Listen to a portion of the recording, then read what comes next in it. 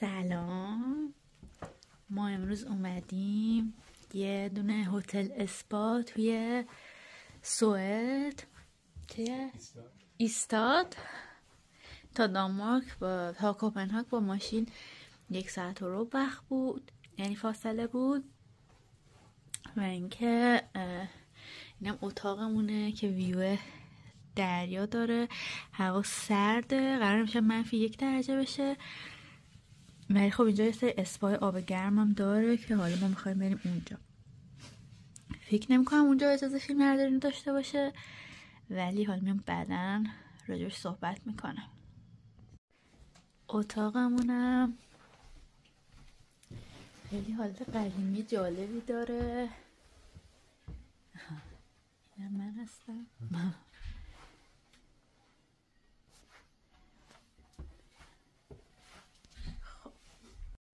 توی اتاقا برامون حوله و دمپایی گذاشتن که با همینا باید بریم اسپا.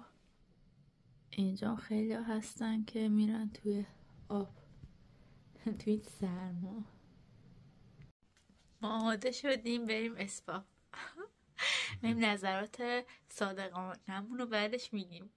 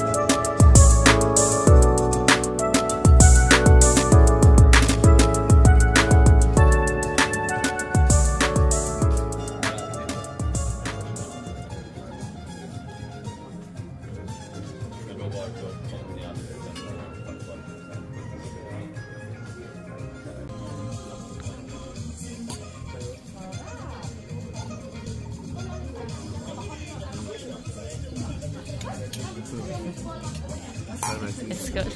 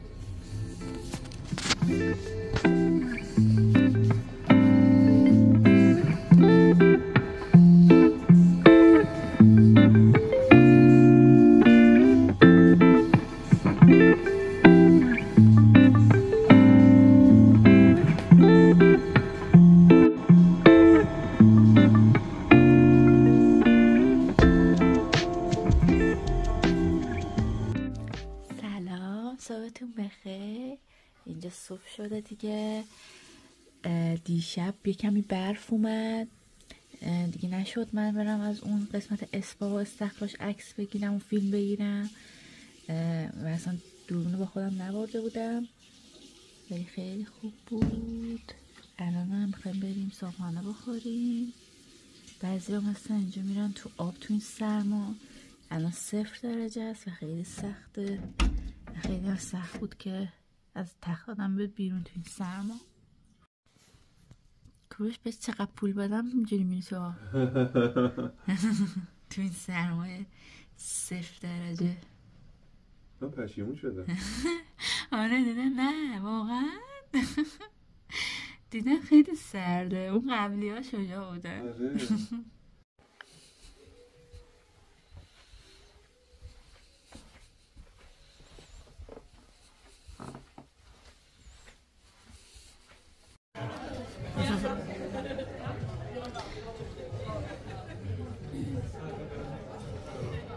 قشنگه.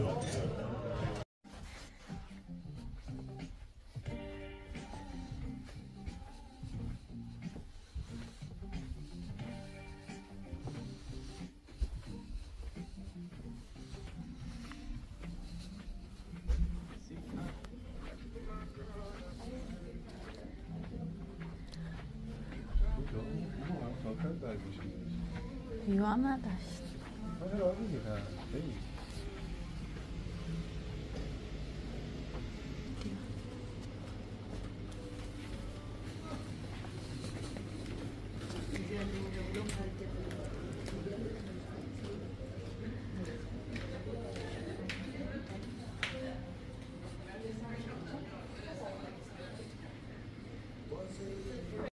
اینجا هم که دیگه اون اسپا و استخراج بود که دیگه من نرفتم توش ویدیو بگیرم.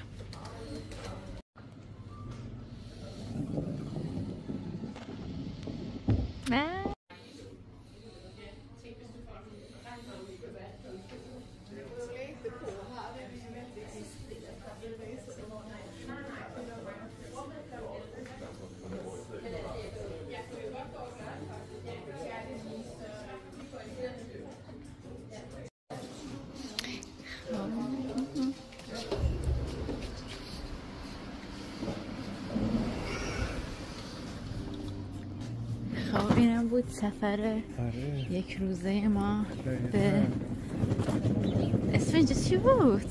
اوه داره برف میاد.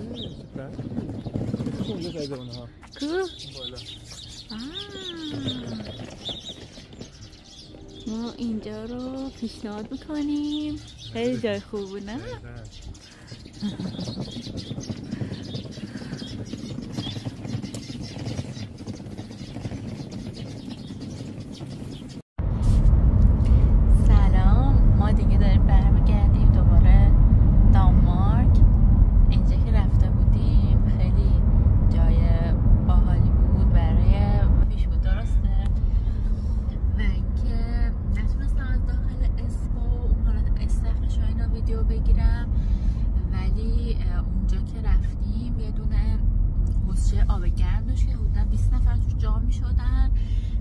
استخر داشتش که آبش سرد بود، کمی یه جکوزی داشت، 2 تا